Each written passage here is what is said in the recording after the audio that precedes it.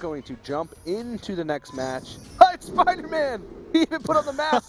He's been slowly adorning more and more of this Spider-Man costume as the day's gone on. His power is a blessing and a curse. Yeah, we're going to come back to the next game, and he's going to be the evil He's Venom. Spider-Man. He's Venom, yeah.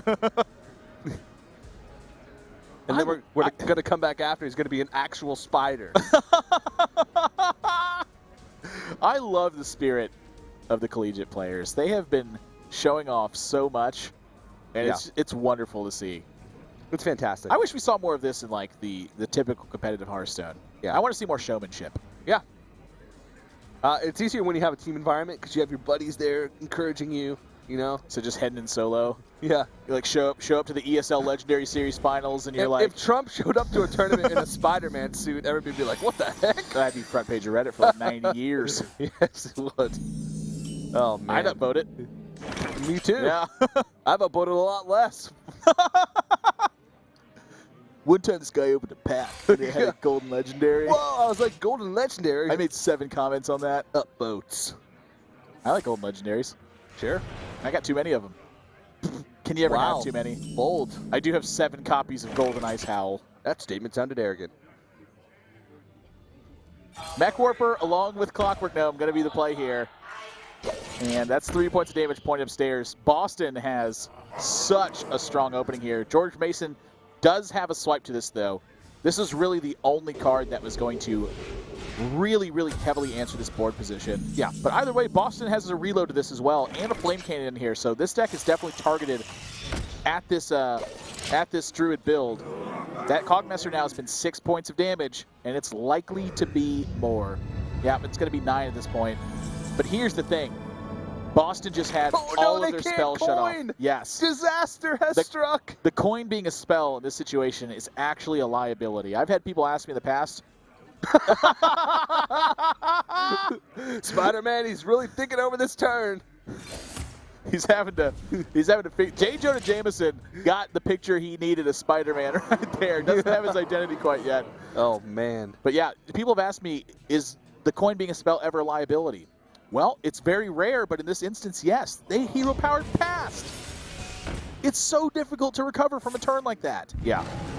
Now look at their next play. I mean, they can Loatheb, but they can't play anything with Flame Cannon unless they hero-power down the Loatheb too.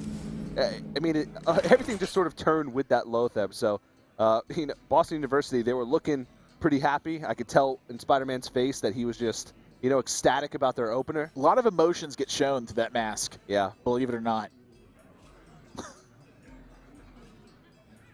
Yep. Good one, me. High five.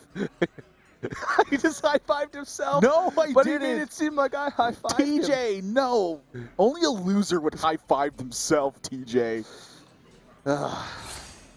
Well, this is a rough spot for Boston because they have to, well, I mean, that's a little bit of a brighter spot. Yeah, that's about the best drop I think they could have seen at this point. You know, like Doomsayer, I guess, would have been better, but yeah.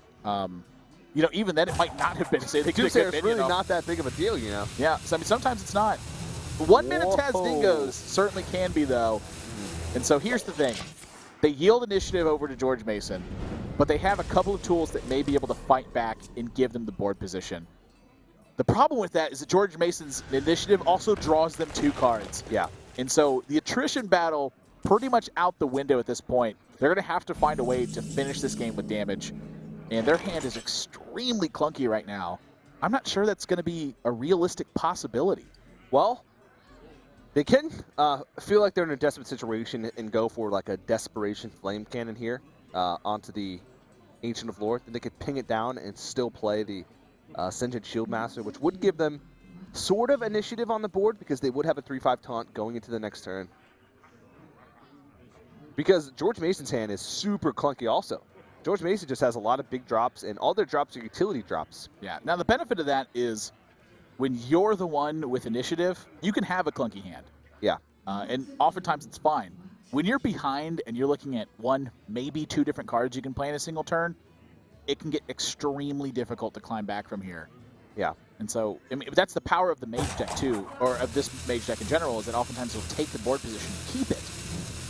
But now you're looking at a spot where they have to figure out a way to take it back. And so Azure Drake and then maybe you Finicky Cloakfield this even, try to pick off that 1-2 next turn, and then follow it up with the big Flame Cannon. They're going to choose to hang on to everything, though. They don't even play the Sending Shield Master because they know it's just going to die. Yeah.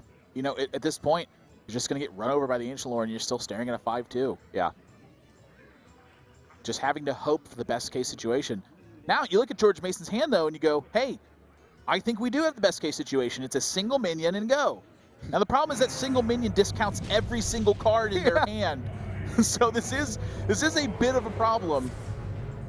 Even in a Wild Growth to get to 10 mana and try to play a 4-mana card and a 6-mana card in the same turn. It's very rare you see a turn 8 Wild Growth, but I think this is a situation where you can justify it. Yeah. Hero power is pretty inconsequential, and opening up that mana, especially against a deck that relies on, you know, having tempo moving forward. If you have board control, opening up that mana is a lot better than pushing 1 damage and gaining 1 health. These blasts. Oh no. Whoops. Oh no. Goblin stuff never fails. Yeah. Ever. It always works 100% of the time. And that's why Goblin Blast Mage always hits the 1 health minion no matter what. Spider-Man is pissed. You can tell by his facial expression. Oh, man.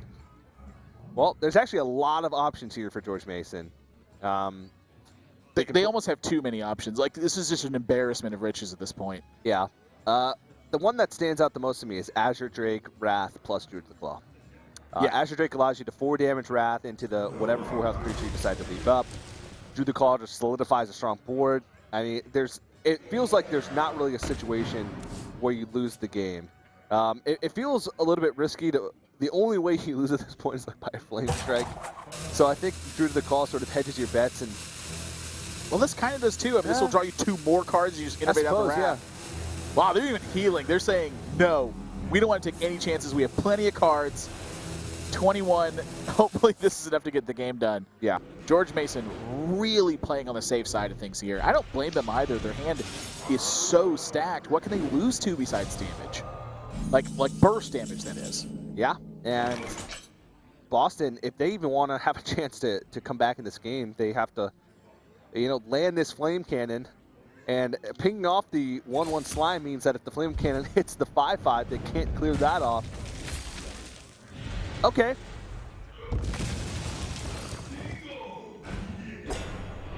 This is interesting at this point. Now, which one do you Frostbolt? Still not out of the water yet, but George Mason not quite closing it this turn. Yeah. But it's looking brutal. And I think, you know, killing the one that contests it directly, you can't really put them on having a... Well, I guess it wouldn't even kill it, so swipe is wouldn't that matter. enough damage? 8, 9, 10, 11, 12, 13, 14. Not quite. Yeah, they wouldn't be able damage. to push through. They'd have to throw the Azure Drake into the... Yeah. If that taunt wasn't there, they would have had this game in the clear. That's a 4-point damage lifting Roots. Azure Drake's pulling a ton of weight in this game. Wow. Not only are they 2 cards deeper, but it's dealing the extra damage as well. Boston, this game might have just slipped away from their clutches. They still could draw a Flame Strike. But George Mason even taunts up in the face of that. I don't even know if they're running Flame Strike in this deck. Yeah. Sometimes you see it in Temple Mage, a lot of times you don't see it in Mech Mage because they're so all in a lot of times. Well, you know, barring a 1-cost spare part that destroys your opponent's entire board, I don't see the victory here. Don't think that one exists. If only it did. Deathwing Potion. It's a spare part, but it's a potion. Forget about how thematically wrong that is. George Mason University, that's a TeSPA flag is what that is. Yes, it is. With an impressive victory, they secure themselves a spot in that playoff finals. They now have secured themselves that shot at $100,000 in scholarship prizes.